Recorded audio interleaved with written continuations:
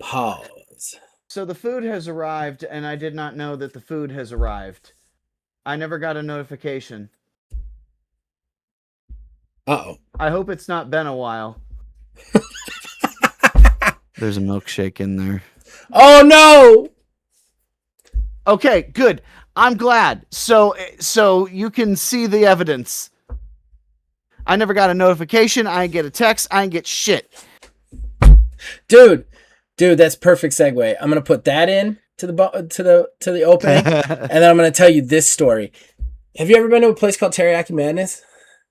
No. It's just a stir fry place. It's really good. I highly recommend it. That being said, they have an option that they give you really good points and everything through their app.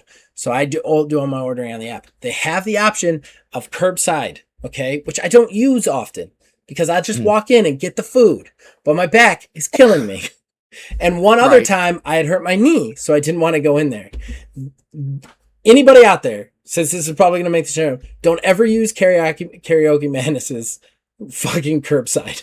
They just forget. They just put it on the shelf and they never bring it to you. I'm just sitting inside the building watching this girl just walk around my food. What's even worse about today's one is I tipped extra because I feel bad about making them bring it to the car. So I tipped like a full fucking 20% to a person who is not even waiting on me. All this woman does is bag it up and then bring it to me. That's it. It's not even a waitress. And I tipped a full 20%. Finally, I don't want to wait anymore. I can see it sitting on the shelf. I go in, I get it. The receipt has a heart and a smiley face next to the tip amount. Thank you for the tip. You still forgot to bring me my food. Fuck yourself. Yeah, you go fuck yourself. I wanted to go back in there and be like, here's your heart and your smiley face back. Give me my $9. It's the only time I've ever wanted to take a tip back. But yeah, they're really good food. I highly recommend them. Just don't use their curbside. It's a lie. It's a lie bullshit. Ooh. All right.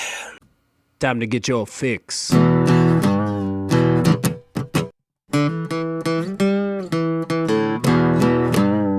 It's a horrible gaming podcast. It's not good. It's not great. Horrible gaming podcast. It's not even what you would call fair. It's really not that good.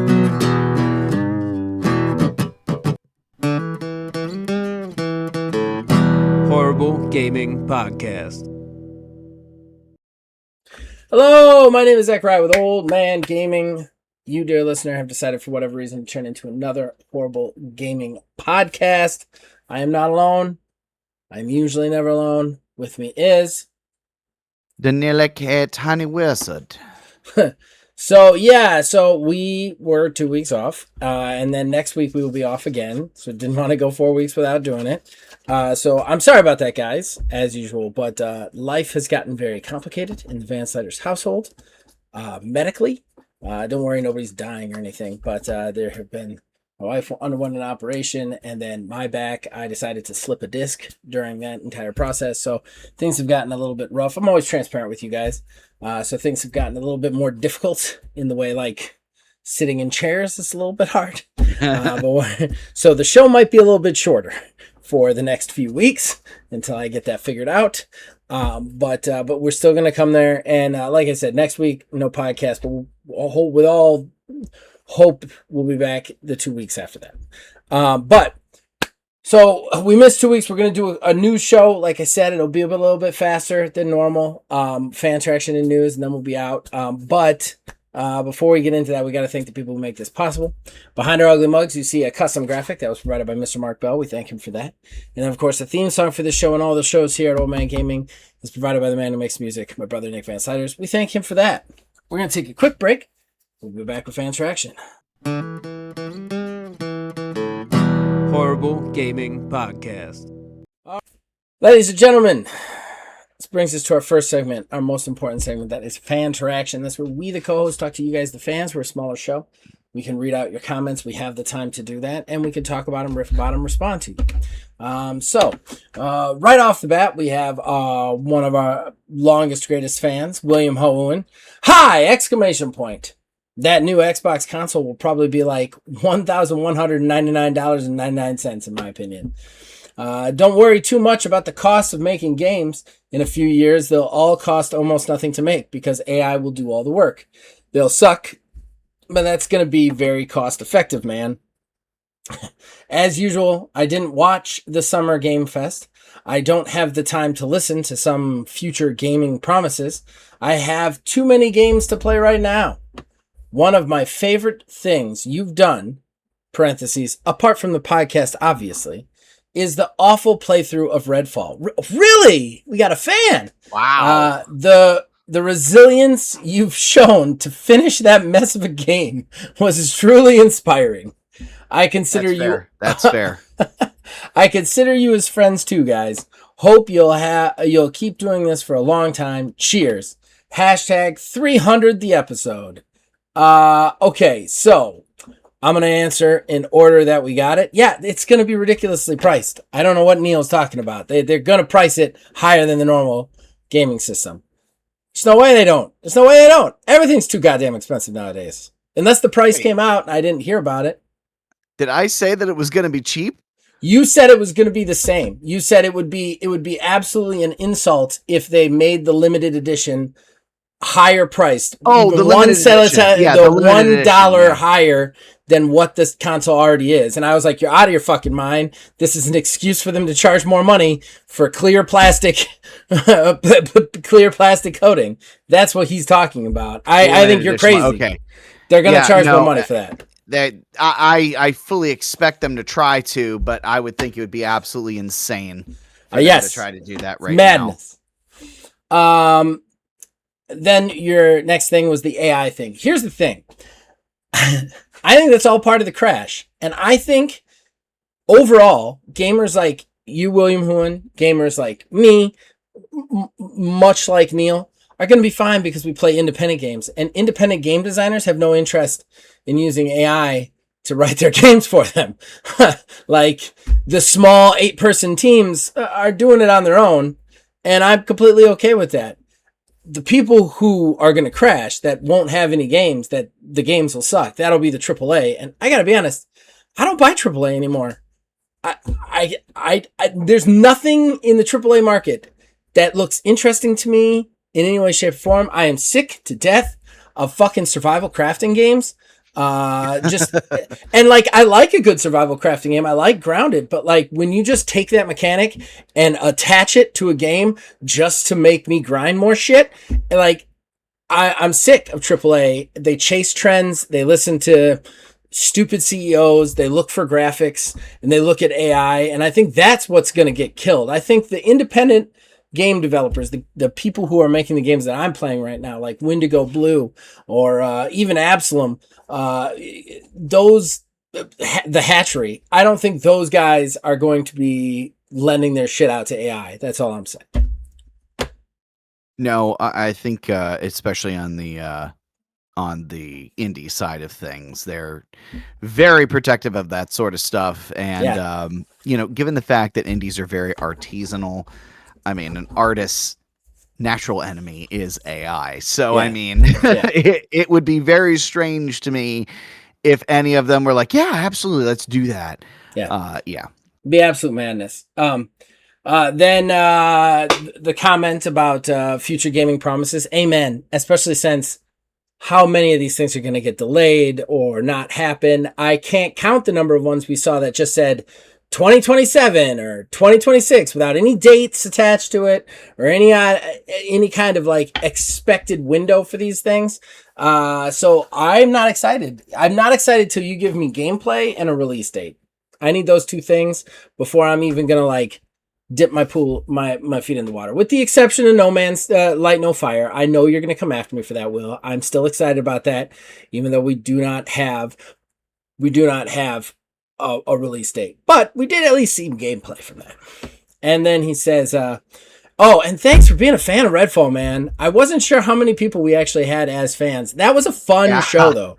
Like that was Lasso 3 at its best, in my opinion. Yeah, that was a fun to do, but like it very much, I feel like we were doing it more for us and happened to be recording it at the same time. It was, I mean, yes, I will say this. If we hadn't started that show, I don't know if I would have finished that show. If you know, if you get my meaning, it got so bad. You remember how bad those bugs got by the end? Yeah. Like we were just trying to get there. So bad. We had a separate thread even, of just for bugs, terrible, horrible bug things. That was just phenomenal. That's so bad. The love that I have for that game is the same that I have for Sonic 06. Like that's the best way that I can kind of personify that. I don't have love for that game. I have love for the people I played and love for the show that we did. The game, I think I have pure hatred for, but that hatred, like the love built around that hatred is kind of a beautiful thing. Nothing good comes out of Redfall. We did a let's play that is, in my opinion, one of the funnier shows we've ever done. You almost said the real thing. We did a play test effectively. I mean, I feel like we were the only ones who may have done anything like that in the state that it was released in. I mean, remember when we beat the game and it was a rare achievement? Like completing the story was a rare achievement. If I recall correctly, the last like 3 bosses were like rare achievements because it's like no one's done this. They were rare achievements, and I also still very much remember me throwing the dart at the wall when we were recording so far ahead on those and be like, it was like September or some shit like that when we were doing it. And I was like, Merry Christmas, everybody. And just so happened to be the episode that went up right. It was like Christmas Eve or Christmas Day. Yeah. Wasn't it like our last episode or something? I feel like. Yeah, it was like the last or next to last. It was like going into the final boss battle. What's weird about Christmas is we have a weird tie-in with Christmas. Yeah, Redfall is not the only show that's done that. OMGM has like finale'd on Christmas like 2 or 3 times of the seasons. Like I don't know how it keeps falling that way, but like we almost always weirdly have content either on Christmas Eve or Christmas. Okay, and then I will always consider you a friend. You have a place to stay. If you ever decide for whatever dumb fucking reason to come to Ohio, I'll put you up. I'll put your family up. We don't have a lot of room, but I'll do it. You are a friend, sir. And then we have Asylum. Let me slobber over pretty graphics. Wiz, I get it. Sometimes you want another sequel to a game you love, even if it's under a new name and company. I do not know what he is referring to. What were we talking about there? Say that again. He says, Wiz, I get it. Sometimes you want another sequel to a game you love, even if it's a new name. Yes. When we were talking about just like having more of this, more of a same sequel, like God of War. That's all I want. That's all I need. Yeah, I gotcha. With God of War Laufey. Yeah, that's all I needed. That's all I needed to be. Have you seen it starting to get criticism because it looks too much like the original God of War?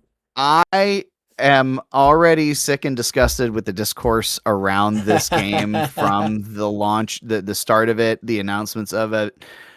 I am just, I don't want to go there, man. That's because fair. It's a I didn't see that. I thought it was just thing. I was just specifically referring to the fact that it looked like it was too much like God of War.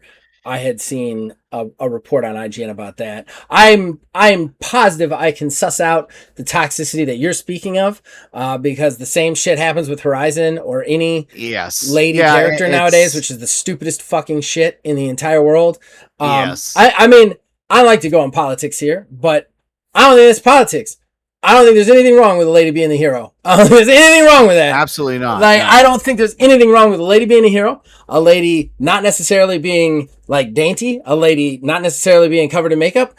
I think it makes way more fucking sense, usually, when they're not. When they're dirty and they're fucking killers. Oh, yeah. Like, leave them the fuck alone. That's not that's not what I was referring to. I was referring to, IGN did a story that it looks like the mechanics of Laufey is too close to God of War, and they're afraid that it's not giving you enough new stuff to play with. That also is just a weird that is a weird argument to me based on what we've already seen and evidenced in the gameplay, like with Frank the Cube A little bit of a weird, goofy sort of out of place in the God of War series, I feel like, but they've already shown off like lining up combos and shit like that. They've shown God of War's not been a reinventive series. They made one reinvention when they went, well, they've technically done two, but when they went from the PS2/3 stuff into the Norse mythology, and then they tried again with the side scrolly game that did not turn out very well. But I mean, it's all the same DNA. It's just they pull the camera a little bit different and change the pacing up a little bit. And I don't know why it's a problem that there's not enough new stuff in some cases. Okay. If I'm to be devil's advocate for just a second, as I often play this game, I would think that the character deserves a little bit something newer than to be a reskin of Kratos' adventure. Does that make sense?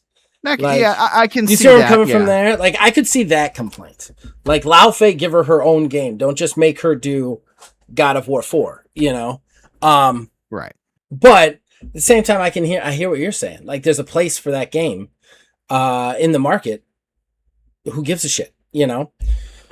And then Asylum, to go back to Asylum's post, we didn't get very far in that one. Fave memory, rekindling an old friendship and then listening to him crap on games I'm excited for. The amount of times I yell at the show, the type of response, then delete it. Actual moment in shows. Sometimes the openings are hilarious. Would love to point to one, but I got a terrible memory. Why did you stop grouping up the community to play a game together? I'd be down for Dead by Daylight, Halo, Friday the 13th, Rainbow Six, etc. So, okay, first of all, I'm sorry I crap on so many games you're excited for, John. But if I recall correctly, you have specifically said to me you like to argue. So, you're welcome. Number two, me and Johnny had a lapsed friendship from high school.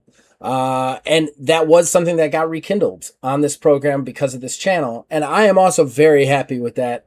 That I kind of grouped that in with other friendships, but that is really nice that like now I game with him, you know, when, you know, my family isn't falling apart, but I game with him and play role-playing games, hang out with him and argue constantly about wrestling, video games and other stuff, which is a truly great memory. On to the why did we stop playing community games? Because it is so fucking hard to manage, man. So here's the thing. First of all, you have to make sure that everybody is playing a game that everybody can play together on a system that everybody can play together. Then you have to make sure that they're all there. There's at least 2 or 3 dropouts regularly. Like just accidentally dropping out in the middle of the game. Then you have to record it. You have to try and wrangle everybody too. Plus, what footage do you show? Because you're only seeing my footage because I'm the only one who can record unless you send me other footage and then I've got to edit it together. It sounds like a great idea, but when we started doing it, it is a fucking logistics nightmare. And this is coming from the man who is in charge of all the logistics. And like, I even, for I think season 3 of that, put a lot of it on Neil, because Neil wanted to keep it alive. So I was like, you organize it, you do the maps, you come up with everything. And I'll just record. And it was still just such a fucking beast to get done and get through. And that's why with the last one, we just did a live stream too. Like it was, it's easier to do that. And I would was. I will say this. Oh, sorry, go ahead. Oh, I was just going to say it does suck because it was so fun. It was. But that is the problem is it was such a Herculean task getting it lined up. Even just figuring out the game, we were lucky enough that everybody had access to the Halo Master Chief Collection in some form or function. Yeah. You know, outside of that, it was impossible. And I also want to point out, Dead by Day. I also want to point this out. Johnny has terrible stage fright. I have invited him on this show multiple times. I invited him to be part of shows multiple times. I wanted to do a podcast with him. He has turned me down every time. And the reasoning being he does not want himself on the internet, which I respect, but it's really weird that you now bring up that you'd be up to play a community game. Like I've never asked you or invited you to anything, my friend. Like I have invited you and asked you on everything. You always say you don't want to do it. Has something changed? Something changed, John? Let me know. Other than that, I think Dead by Daylight would be a lot of fun, especially if I was the killer and all the players were running around. I mean, and that's only 5 people. I could definitely manage that. So maybe we'll do something like that in the future. I have to get a lot of things in my house in order before that happens. And also, right now, these games that you have pointed out, I no longer have access to because I don't have Game Pass anymore. I don't have Dead by Daylight. I don't have Halo. I don't have Friday the 13th. I do not have Rainbow Six Siege, although I think Rainbow Six Siege is actually free to play. But I won't play Rainbow Six Siege because it's Ubisoft. So therein lies a little bit of an issue. Another issue as to why we don't do it. Yeah. All right. So, going on.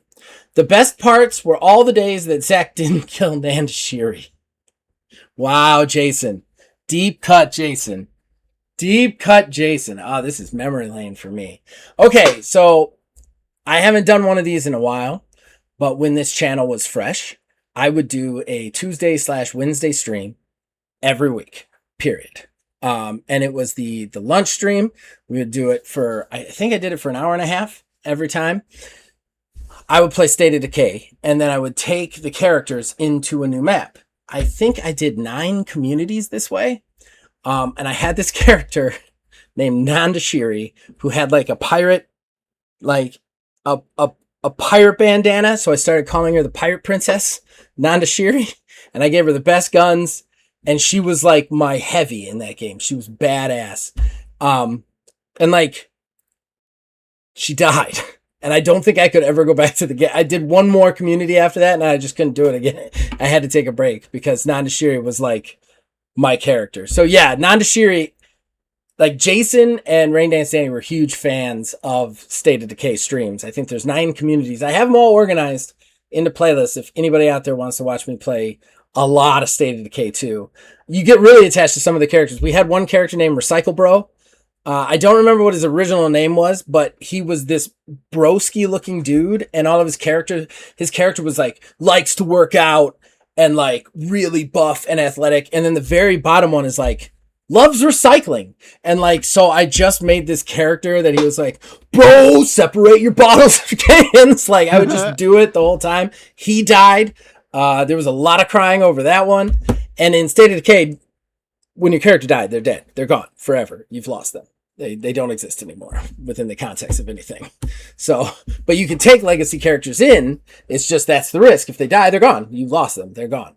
So Nanda Shiri went through, I think, 8 straight communities and then died horrifically. And like the stream, like that stream is a rough moment because like she dies and I just like stared at the screen for like 5 minutes. And like Danny was screaming at me like, you killed her, she's dead, how can she be dead? Like it was horrifying. So Jason, thank you for the deep cut. Brought back some memories there. Jason continues, I think I'm too old for the games industry. Amen. To be making games for me anymore, because frankly, almost nothing new catches my attention anymore. State of Decay 3 looks like State of Decay 2, but upgraded. Grounded 2 is grounded, but upgraded. Dead by Daylight is how many years old now? Outlast Trials and Outlast 2, but co-op trial-based multiplayer. At this point, the only games I still want to buy in the future is State of Decay 3 and Control Resonant, both of which I might actually buy for full price when they come out. I'll most likely still be buying Dead by Daylight chapters. Anything else will probably be old games on sale for $5 to $10. I'm with you, man.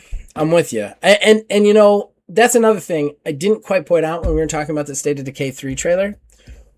Why didn't they just do that in State of Decay 2? Like there's some upgraded graphics, but why didn't you just upgrade the graphics for say like they've done that before? There are games that have been alive for 10 years. Why not just upgrade the graphics and put the new features in a State of Decay 2? Why am I buying a whole new game when it looks a lot like the last game that we did? I don't understand, especially with a game like that where the game is very unique stories to you anyway and like procedurally generated characters. What are we doing here? Same with kind of Grounded 2. Like, I think Grounded 2 had to be updated because like the response of the characters, how they fight, the hitboxing, like it's different somehow. You know what I mean? Like there's something in Grounded 2's DNA which makes it snappier, more connective. And I think maybe that is why they had to do it. But at the same time, why are we not just adding that to Grounded 1? Like, why are we doing anything new on those two things? I agree with you. And like, I'm so sick of rehashes. Nothing catches my eye anymore. The things that I get really attached to are games that are like $5 to $20. Yeah, I mean, as it stands, there's a handful of things, nothing really super duper insane. I think the biggest thing that I'm looking forward to this year is, well, it's next year actually, is going to be Fable. I think this year might actually be pretty well done for me. Star Fox, I mean, I'll probably end up picking up Star Fox when that comes out. But I mean, outside of that, that's the thing is it's such a slow drip of releases from third party because they put all this time, effort, money, and don't get me wrong, things look amazing, but there is that benefit of how long is it taking to get the things out for people to have compared to how much of this do we really need to do to get the same quality of game put out. That is the discussion that always happens in a room at an indie developer and not a AAA company. Well, and I completely agree with you. I think that like another thing is I don't understand why Ocarina of Time has to look better. I don't understand why we have to remake an absolute perfect classic game. I'm not going to get Star Fox because I don't have a Switch 2. So that's out for me. That did look interesting, but at the same time, why are we making Star Fox 64 all over again? Oh, you mean the game that was the sequel to the remake of the Super Nintendo version that they went ahead and redid on the 3DS and also redid the same thing pretty much on Wii U? I want to point out I am a Star Fox aficionado. Star Fox 64 is a remake of the original Star Fox. It was already a remake. The original Star Fox was like, that's what 64 is. It's the same exact fucking story with just more depth and characters added to it. Now we're doing that again. We're doing that a third time when the game has actually only had like 1 or 2 proper sequels. Like, I don't understand the rehash mentality. Plus, again, just like I said, I don't know if I said this on mic or not, but the whole just attaching survival crafting to shit, I'm sick of that. I'm sick of seeing another reskin survival crafting Valheim or another reskin survival crafting this. Like, I don't want those anymore. I don't think that the games coming out need them. I think it's being attached to those games so that it's easier to release and it's easier to force people to chop trees down for 3.5 hours. Like, everything looks like a rehash with better graphics. And that's what I am so upset about. And that's what I was getting at with the Lao Fei thing. Like, not the toxicity bullshit. Just like, it looks kind of like a rehash of God of War. Like, I understand your excitement. It's just like, there was nothing here that felt genuinely new. Like, I get what you're saying. Yeah. And like, that drives me nuts. Like, we've got 4 or 5 mechanics that every AAA game jams in there. We have the same basic models of each game, and they just do that over and over again. And I just don't want to do that anymore, Oh. Yeah, I definitely get that. And that's the crazy thing is I feel like all the games have been doing innovations and it's like, wow, that's really unique. But those are happening like more and more infrequently. And it makes me wonder, are we at a limit of what we can do, or are we not trying? I think I think we're not trying in the AAA space, because I would argue there is tons of innovation happening in the small team independent developer. I mean, like I said, I think it was the last review I did was Voidling Bound. Truly fresh take on monster hunting. Like, truly fresh take on it. Like, they merged Borderlands with Pokemon, but it's kind of its own thing. And it's just, it's truly an interesting, different game. They're an independent company. Like, that's where all the independent ideas are coming from. And that's the problem. Like, AAA doesn't care anymore. AAA is trying to find something to just separate you with money with as little possible effort as possible. That's why we get to survival crafting, where it's like, I gotta spend $30 to cut down trees, you know? Yeah. Yes. Yes. Yeah, I don't know. Like, yeah, there's some things, though, I feel like are just too grindy. Something like that, you know, maybe if it was doing the same 6 tasks that moved whatever bar you're trying to move instead of one single solitary task even. But, like, I don't know. I feel like that's leaning more into the not trying part than the lack of trying to innovate. Yeah, like you said, like with the indie side of everything, indies are 100% doing all of the innovation. And that's why you'll see the AAAs start to copy something that really takes off. And they never get it right. They never get it right. No, and they never get it right because they try to shitify it to their ways. And it's almost like there are some things that are meant to not be like manipulated like that, or just never going to work in that form if you do it like that. But nobody wants to learn that lesson. That's 100% right. All right. Last comment, Jason, one more time. I've already never liked Wolverine, so Wolverine is nah.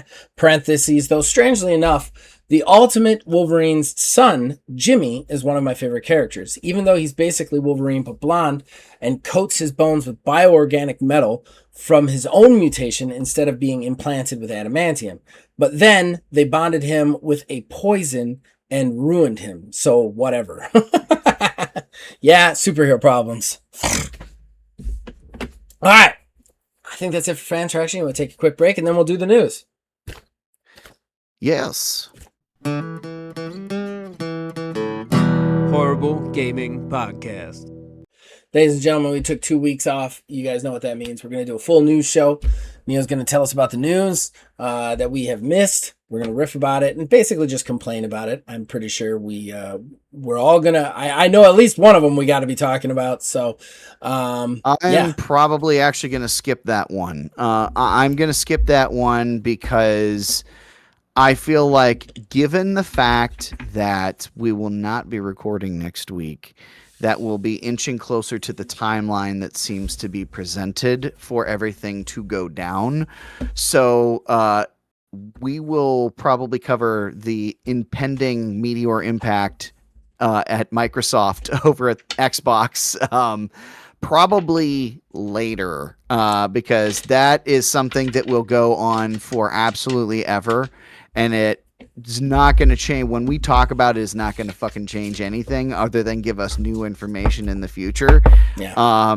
And we were trying to keep it a shorter show. I can save time. Told you so. Yeah. Here comes the crash, man. We're about to shut down a bunch of studios that actually make good games. So yeah, great. Yeah, it is going to be a bloodbath, an absolute bloodbath. But that, unfortunately, will be a conversation for another day. But let's actually turn our attention. Let's actually turn our attention over to Valve for a moment. So again, we see Valve as the shining beacon when it comes to like games and such, but they definitely have a dark side. Yeah, without it. Well, Valve apparently threatened to delist all Ubisoft games permanently from Steam by the end of the next day when having a conversation where Ubisoft was going to release their games, because they tried to sell their games cheaper than Steam on Uplay. So yeah, the Gabeth Newell he doth taketh as well. Well, I do want to say one thing. I think Gabe Newell's a piece of shit. If I have let it come across that I think he is a true beacon of hope, that is my mistake. I just think that Valve and Steam tend to be smarter and more player forward as a whole than maybe the other companies. But Gabe Newell's over there like buying himself a $60 billion house just because for his birthday and shit. Like he's still a cocksucker. Like I don't like that guy. Yeah. There's not been a whole heck of a lot great going on over at Valve lately. The Steam controllers are back ordered until 27 now. Mm-hmm. From there, we still know nothing about the Steam machine, and everybody now there are calls threatening Valve saying, "Do not fuck this up," because it is kind of they're gonna fuck it up. They have to. The only way they can not fuck it up at this point, honestly, is like tomorrow morning or as soon as humanly fucking possible, come out and say, "Hey, we know, we get it. We're not even gonna try. It's on the shelf, and we're going to sit on it until shit gets better." You cannot, like, the outrage. All right. RAM is 10 times the price that it used to be, right? Mm-hmm. Processors are the next thing to go that we're going to do because of all the AI bullshit. This is just going to keep happening. So tech prices have gone through the fucking roof. And you've seen that with all these consoles. The one thing that Steam had over everybody else with their Steam Deck was their price, and they already raised that, what, $300 for everything? Yeah. I'm going to tell you right now, at this point, I might buy a Switch 2 instead of a Steam Deck. I think it's a little bit cheaper. I think that, like, the problem is, now you get a Steam machine. I still think it's timing. I think they started working on this, they announced it, and then everything, like, quadrupled in price. Like, I think they have a warehouse somewhere with like 100,000 of these things that they were gonna mass produce and can't because they don't have fucking money, you know? So like, I think that like, that's the problem. And if they try and do it now, it's a huge fucking mistake. It's a huge fucking mistake. You can't fail to release a console twice in your lifespan. Like the same console, no less. Right. The same console, no give less. Give it the fuck up. Like, it's not worth it. It's not worth it. Well, you know, Valve really has a hard time counting to 3, so. Well, and I'm telling you, too, I think Valve is waiting to see what the next gen prices are. I think that's where they are. They're going to stay on that shelf until the next gen prices come out. Because if the next gen prices come out at, like, $1,000 or more, and they can ink buy on like $800-900, then they can still say, "Hey, we're the cheapest console." And I think that's what they're trying to do. Oh, and you know what? I 100% cool with that. I just wish that they would come out and say that. Just come out and say it and acknowledge it. Like, we all know that either A, it's just straight up and down not going to happen, or B, they're waiting for the opportune moment. Mm-hmm. Like, just be responsible about it and be like, "Hey guys, we know, we understand, we get it. This is probably the stupidest thing that we could do. So we're just like, acknowledge what they're doing. We are sitting on it and we're waiting." Like, I feel like they should do that because it's doing more damage to the idea of them releasing consoles. You forget one thing about these big CEO guys, Gabe Newell included. There's one thing that they want to protect above all else. They all want to be looked at like they're geniuses. Every fucking one of them. Steve Jobs did. That douchebag behind Tesla does. Phil Spencer. All of them. They want everybody to look at them like, "Man, he's a fucking financial genius," when they're not. And I think that Gabe Newell is no different. And he is not going to come out and say, "We made a mistake." He's going to be like, no, it's coming. We've just decided it's not the right time. It's a completely different thing. He wants to protect the image that he is some sort of God's gift to gaming. And that's why he won't do what you're saying. I would love it if he did that. If he did that, I'd have a lot more respect for him. I mean, honestly, if these guys would tell the truth with this more often, I would have more respect for them. Like, I just would. But this right now, this industry is built on pillars of lies. Like, and I'm not saying that out of even spite. I'm saying that objectively. It is pillars of lies. That's what this whole fucking industry is built on. And they're not going to stop now. Yeah. I mean, it would be. It is kind of foolish of me to hope, to be fair. Because that's all the games industry is anymore, is just straight up and down disappointment. But, Right. I don't know. I'd like to think there's at least one good guy in gaming somewhere.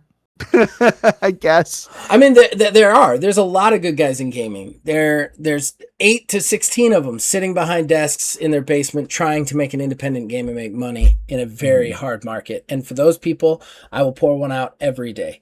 But motherfucking Gabe Newell is not one of those people. No, yeah. Neither was Phil Spencer, neither of any of them. And Gabe Newell, I'm going to say this. I think he is a smarter businessman than Phil Spencer. Without a doubt. I think he's a smarter businessman than whoever the fuck is behind PlayStation right now. But he's still a fucking sack of shit. Like, there's no question in my mind.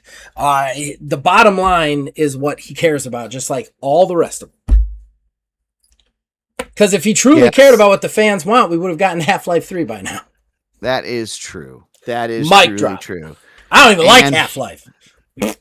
Yeah, I've never played any of the Half-Life games, but I know it. But that's what people would want. Yeah. Oh, yeah. All right. So, Variety Magazine actually posted an article about the ESA's 2026 Essential Facts about the U.S. video game industry. It's a whole ass report. Very interesting information, just a bunch of statistics and stuff to kind of put it into perspective who exactly it is that's playing games. Nearly 70% of people in the U.S. play at least 1 hour of gaming every day. Does that count phone-based stuff? I assume it does, yes. Okay. The gender split is 53% of men and 46% of women. Pretty close. Are gamers, which kind of tracks, but that is interesting because it has changed as times have gone on. About 20 years ago, it was only about 47% of men who were playing video games compared to women, which is interesting to me. That's interesting. I would have thought the women would have increased, not the guys. Exactly. Well, that's the thing is it was heavier on the women's side than it was the men's. Yeah. Like about 20 years ago. That's weird to me.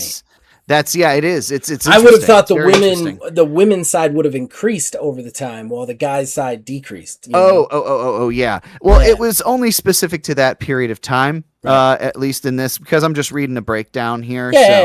That may have just been a specific period of time there. Yeah. I'm actually surprised it's only 70% though of the people in America. Well, that's the thing. 80% of Gen Alpha and Gen Z play video games. So that is a huge increase. I mean, even in the age of millennials, it's 71%. So even just from like our generation, yeah, you're still millennial. Yeah, I'm millennial. I'm like just on the tail end. You're elder millennial. Yeah, I'm like midlife crisis millennial. But yeah, in that span of time, it's almost a 10% increase between those generations playing games. Let's see here. Just trying to pick up on a few interesting ones here. Nearly half of parents believe children who play video games teaches them important skills, such as problem solving, which is nice to hear. It's good to hear not the video games made somebody do ABC XYZ. I'm sure it's still out there, but you know what's weird too about that, if I might digress for just a second, that big whole move in the 90s for like video games make people kill people and stuff. I would argue video games make people make bad choices more today and are engineered more today to make people make bad choices than back then. Just different kinds of choices. Yeah, like they're not killing them, but they're draining bank accounts and they're doing other stuff that Roblox. So sure. it's weird to me that, because I almost feel like, there's a lot.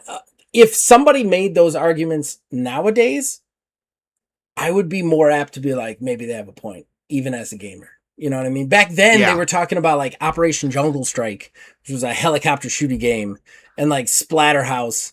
Like, you know what I mean? Like nothing that's gonna make like silly fucking pixelated non-violence. They blamed Columbine on Doom. Like, it's right. And like those to me are way across the pale. But if you came to me with that today, like these people, they shadow microtransactions.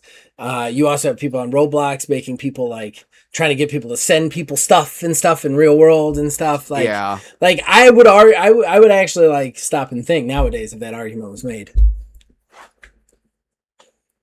Yeah. So the last one is kind of a funny one, but it touches on just this toxic ass conversation that's been going on with the. Are we done with the percentages one? That was, I mean, there was like a shitload more. There was a shitload more in there, but like it would be like hammering down to my I don't want to do that. But does the percentages go into like what types of games people play? It does not. No, unfortunately. I want somebody to do that. Because I tell you right now, me and my daughter, both gamers. She's got a PC upstairs. I got a PC down here. She does not like any of the games that I like, and I don't like any of the games she likes. Like, it is very strange. Like, and like when I hear about kids, and because I'm a school bus driver, I talk to kids about video games a lot nowadays, and like what they like about games, and like it's a completely different thing than what I looked at, not even now, but at their age. You know, that's what I would love to see, because like Stella doesn't want to play a game and earn anything. Like, she wants to have like a world that she could just mess with without consequences. You know, and that to me is like the most boringest thing in the world, to just not have any like growth or change in any way, shape, or form. You know what I mean? Like, she'll play these like Roblox games where she's just running around pretending to be something for like 10 minutes, and then it doesn't get any awards or anything, and then just goes over here and does something else. You know, like, they're not really games to win or to accomplish things in. Like, even No Man's Sky, like, we played No Man's Sky a couple of times. She kind of likes it, but she gets hampered because she doesn't want to spend resources. She just wants to, oh, I see a cool pet, I want that to be my pet now. Like, she doesn't want to like earn the nanites that you have to earn to unlock the slot to make the thing be my pet. Like, it's a very weird culture of gaming where it's almost like, they just want to play there. What's actually kind of interesting is I kind of get that sort of, I like that sort of vibe though, but from a different angle. Like, one of my favorite things that I have going on is on the Xbox upstairs, I have a Skyrim save that has mods to where it's just like infinite everything. Oh. And that's the thing, is like, it's everything I hit at just dead. One hit doesn't matter. And it's just me going in places and exploring things. I'm just, like scorched earth all the way. Like, if I go somewhere I'm not supposed to be, I'm just going to kill them. Like, I just want to see things in places, and like not follow the main story. So, I mean, I can see the appeal in it, like exploring a digital space. Yeah. I just like those digital spaces are so nondescript and like, I don't know, like for you to not earn anything. You know what I mean? Or not acquire anything, or not discover anything. You know what I mean? Like, here's just a neighborhood, and you walk around that neighborhood with other people walking around that neighborhood. Like, that to me is just a very strange, like, it's almost like playing with action figures. You know what I mean? But with a video game. And interesting. Yeah. And that's weird. I would love for somebody to explain that, because a lot of kids I've talked to, other than her, are the same way. They just want to fucking, like, some of them are into some shooty games, but most of the time they just want to fuck around in a game. And and I think that's a really interesting concept personally, because I can't wrap my head around it. I have such a hard time finding games I can play with her, because she doesn't, like, there are very few games that she actually wants to progress in. Like Slime Rancher. We both got into Slime Rancher 2 for a really long time. And you can't play that together. There's no co-op, but we would play it side by side, and just talk about it the whole time. Like, she was just trying to see how many slimes she could get into one place, not trying to get the new slimes or progress in new areas. It's like weird stuff like that. All right, we can go on to the last one. I know I digressed that one a little bit. Oh no, you're good. So this last one here is kind of what I was talking about with this like toxic conversation regarding the new God of War, but it's also the funny one because I thought this exchange was hilarious. So the Domino's Pizza in the UK, so the official account, was very upset that Kratos was not the main character in the new God of War game. They posted on Twitter, God of War game with no Kratos equals pepperoni passion with no pepperoni. Sony Santa Monica official responded, okay, thanks for the feedback, Domino's Pizza corporate account. I love that. Oh my God. Yeah. Like, it's not like the whole conversation that they had already been fielding anyways. But yeah, like it is hilarious first off that they even did that. But yeah, that's just the crap that I'm talking about, man. Like, yeah, I on the Domino's Pizza one, right? I feel like this was an insensitive joke that they were making that went the wrong direction. Does that make sense? Like, I feel like they were just making like a spin-off joke and didn't realize it was going to be taken in the toxic masculinity direction. Does that make sense? Like, I'm not trying to give them an out. I think it was stupid. I see it more like some dumb asshole, like, I got a good joke about pizza. And then he makes it. And it's like, oh, I didn't realize that could be considered lady versus man stuff. I kind of get the vibe of, I guess the main question is, would they have made that joke if the discourse surrounding the game was there? That dictates how it was going to be. I feel like. Wasn't that the first one, though? I thought that was the one that set it all off, the toxicity. No, this is supplementary to it. Fucking incels, man. Yeah.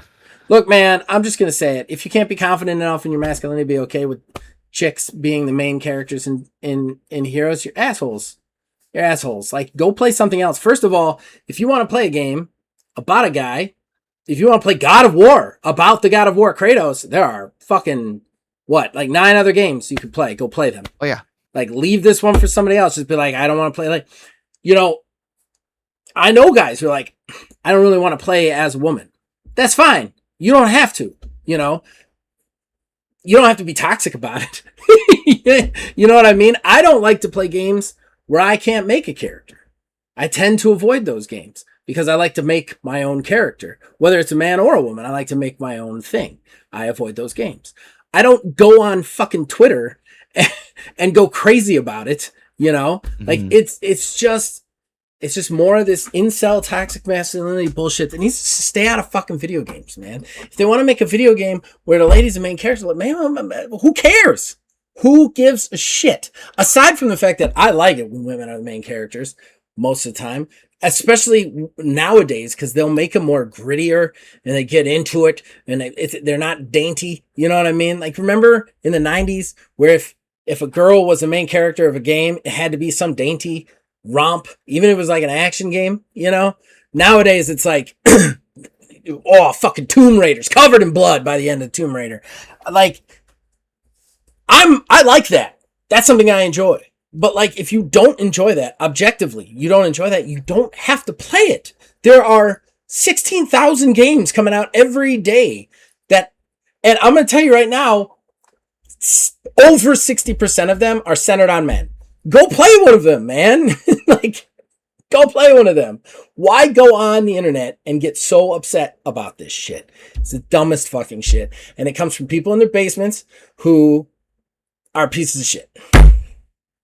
Just saying. Yeah, I think I would say all those same things, but I think that I would add at the very end that I just hope that you would know that you are missing probably a fantastic game, or at least missing an opportunity to play a fantastic game. I'm not trying rationale. I'm not trying to knock the game at all. That's not what I'm trying to do here. No. I'm just saying, like, in general. Yeah, I'm saying in general, because, like, that there is what it boils down to. Yeah. Like, you would throw away, like, if you had something, if you had the chance to win, like, $1 million, there's a little box in your hand, $1 million. You knew there could be $1 million in there. Just by looking at the box, though, it's like a ratty cardboard box, or it's a box that you just don't like. Are you going to throw away the box just because of how the box looks? I think that's a little bit too far. I understand what you're saying there, but that's a little bit too far. I think it's completely fine for people to have preferences when it comes to playing their games. They just don't.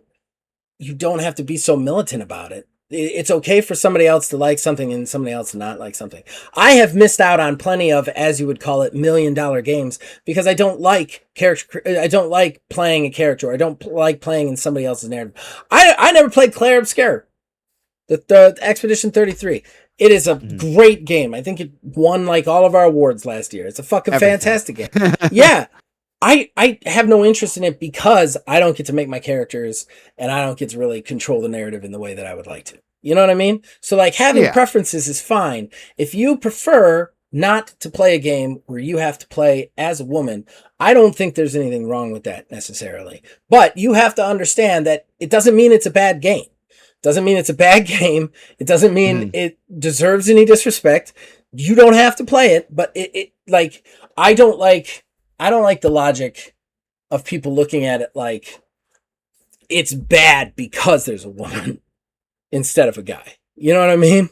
Like, I think there's a huge difference between somebody saying that's a crappy game because it doesn't have Kratos in it and it says it has his wife. Or the conversation like, I prefer to play as Kratos. That one doesn't really interest me because I don't get to play as Kratos. That's fine. You know what I mean? Like the second one is fine. The first one has a whole lot of hate in it. And that's what I have a problem with. You know, you're welcome to your own opinion. It's just, you don't need to be militant about that opinion. And you certainly don't need to shit on other people's hard work just because you don't like something they decided to do artistically. Absolutely 100%. Okay. All right. Was that the last one? That was the last one. Man, you ended on a fiery one. Yeah. It turned into something there. You know what? I hate people like that. No, what? You did good. I hate people like that. I hate people who decide to hate something for some one arbitrary fucking factor. I hate that. I guess I'll go political for just a second here. There is a huge problem nowadays when people have all decided to stop thinking that their opinion is their opinion and that their opinion is actually fact. Somewhere along the line, a good portion of the world just decided that their opinions are facts now. And that is a problem. It's a huge problem. I don't understand when that happened. I do not subscribe to it, but it's fucking stupid. It's the stupidest shit. And it's, Well, I'm on a swearing rant on the podcast. That's when she sneaks up on me. Good night, kiddo. That was genuine terror, too. Terror. I didn't see her. I saw her in the camera. I saw her creeping in. I tricked you so bad. Happy Father's Day. Yeah, okay. Happy Father's Day. Have a coronary. Yeah, happy Father's Day. I'll try and kill you with a scare. What? All right. Good night, kiddo. And everybody out there, yes, I swear in front of my kids. Everything else I do, decent parent. To be fair, you didn't know she was there. I did not. F- on swearing. Yeah, but I just hate that. It's somewhere along the line, everybody decided that their fucking opinions are fact. That's not the way it works, okay? If you don't like something, it is completely okay for you to not like something. You do not get to decide what other people like or consume, period. You don't get to decide whether it is good or bad based on the fact that you don't like it. That's not how it works. All right. Not how any of that works. It's not how any of it works. Not how life works. Everybody's trying to make life something that it isn't. And that's not how it works. All right. Everything is compromise and opinion. That's how it works. Okay. I'm done yelling. I think I'm a little ragey because of my back. All right. It could be. All right. everybody out there, we're going to take a quick break. We're going to come back with the plugs, and we're going to be done.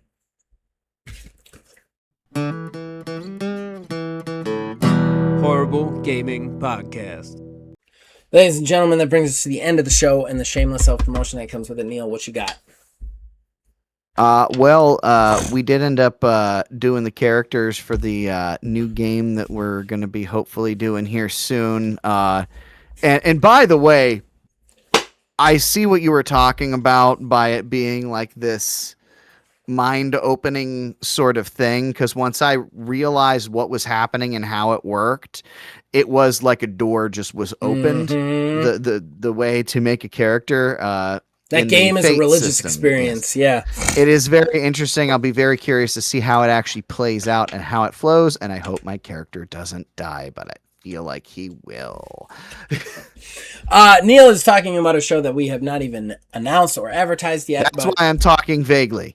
But it is coming. We've got the session 1 planned. We don't usually release them until we've recorded everything. So there's a few more actual plays coming before we get to that one actually airing. That being said, you can also watch Neil right now in Ordo's third hunt, Amor Mortel, as Elliot Craig, if you'd like to venture into the TTRPG side. And then we're going to be scheduling some more Lasso 3s and some Streets of Retro. Yes. It is just... I cannot begin to... I cannot begin to describe to you guys how rough the last 2 weeks have been. And I know I've said that a lot, but I've done over 300 shows, and life does that sometimes. So it has just been very difficult for me to get content out. So yeah.